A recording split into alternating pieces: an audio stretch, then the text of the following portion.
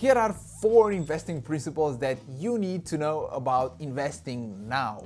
If you do not know these 4 principles, you are in for a bumpy ride.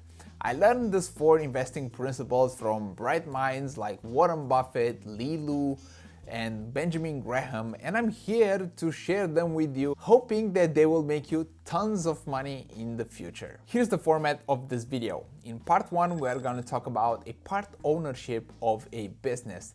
In the second part of the video, we're going to talk about Mr. Market. In the third part of the video, we're going to talk about the margin of safety principle. And lastly, we're going to talk about circle of competence. If you watch until the end of the video and you remember those principles, you will 100% increase your investing returns in the future, and you will avoid the biggest risk of investing, which is permanent loss of capital. Let's start with part 1, a stock as a part ownership of a business. Benjamin Graham, Warren Buffett, Lee Lu are all investors that have an incredible track record over decades of investing, who all love the idea of thinking about being an owner of the business that they invest in, as opposed to a trader, which is a temporary holder of a piece of paper called a stock. For traders, a stock is just a mere piece of paper that's traded on an exchange.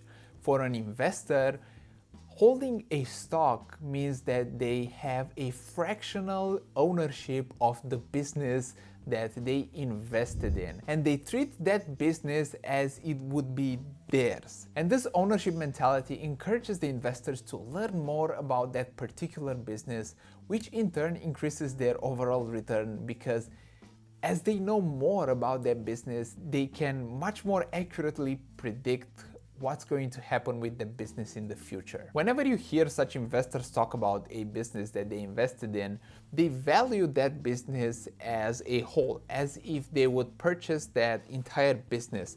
And that's their encouragement for all of us who are investing small amounts of money to think as if we would buy an entire business, even though we would buy only 100 shares or 200 shares or 300 shares. Here's a story from Lee Lu and from one of his first investments. When he bought a company that was close to where he was living in New York, he went to see the headquarters of that company.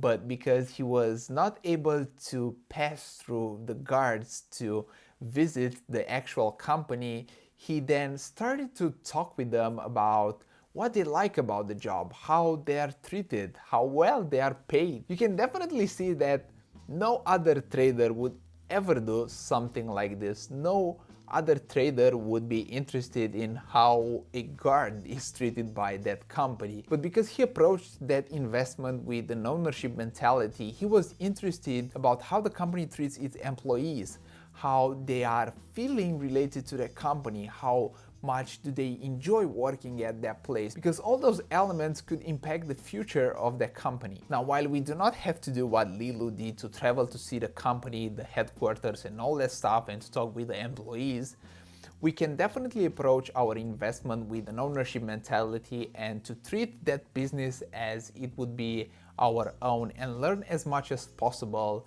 about that business, about the company, about its competitors, about its products, and so forth. Just remember this: when you buy a stock of a company, you become a part owner of that company. You become a shareholder. Now let's save you some money and pain and talk about Mr. Market. Here's how Mr. Market is described by Benjamin Graham. We could imagine the stock market as an energetic person who does not possess good judgment or great intelligence. The first thing he does every single morning when he wakes up is to shout prices at you whether you are interested or not. $200 for Facebook, $220 for Facebook, $250, $270, $300 for Facebook, $100 for Facebook, please take it. But Mr. Market has a maniac personality. When he's highly optimistic about the future, his prices will be high. Then there will be times when he is particularly pessimistic and his prices will be low. For the most part, we can ignore Mr. Market. But when Mr. Market becomes extremely worked up, either as too optimistic or too pessimistic, we can take advantage of his emotions to buy or to sell a security. Just remember this, Mr. Market is here to serve you, not to guide you. Mr. Market taught me a very valuable lesson.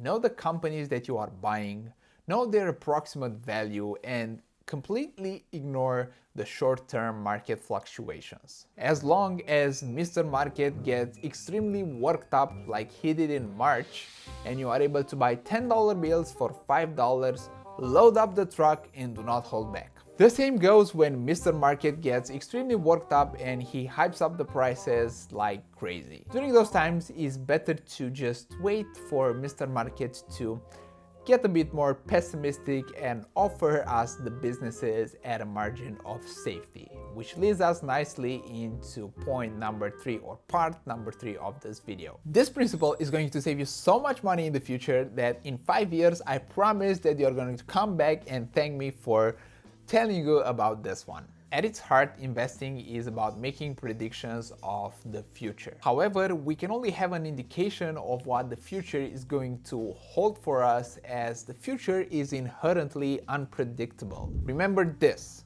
price is what you pay, value is what you get. Because value is uncertain, we should buy a business at the lowest possible price that we can. It is very important to leave a big gap between the price that you pay for a business and the value of that business, the value that you determine through research and through reading. A margin of safety will protect us from errors and pitfalls in our analysis and from outside events or vicissitudes of life, how the wonderful investors like to call it, because like Rona, you have no idea that the stock market could drop 30+% in less than a month. So demanding a margin of safety will not only increase your returns in the future, but it will also protect your portfolio from the ups and downs of the market. The less we pay for a business, the higher our returns will be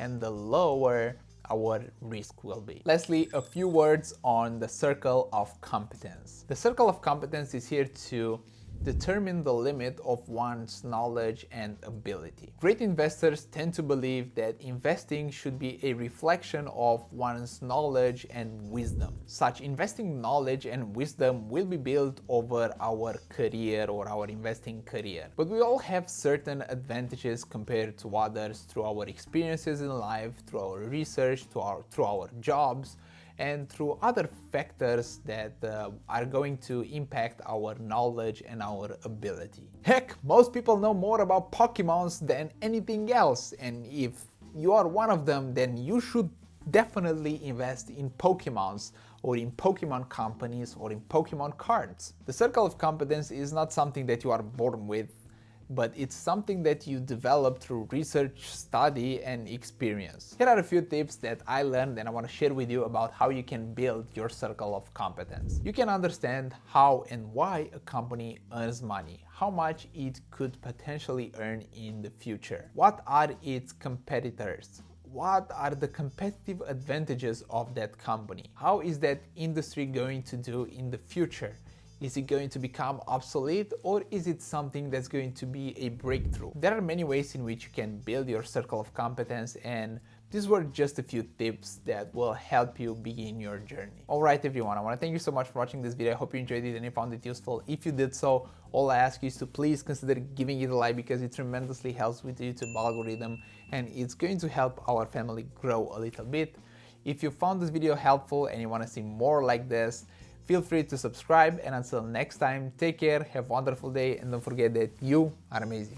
$200 for Facebook, $250,000, $200 for Facebook.